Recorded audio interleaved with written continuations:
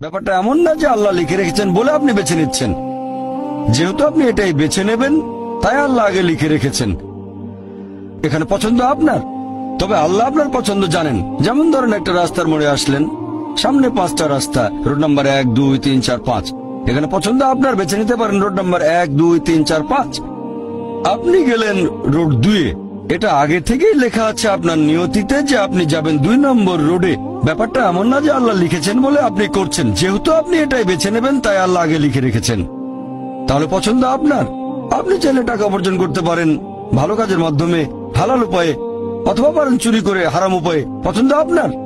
ধরেন চুরি করলেন, এটা আপনার সিদ্ধান্ত। তবে আল্লাহ আগে থেকে জানেন যে এই লোকটা সহজে টাকা পেতে চায়, তাই চুরি করবে।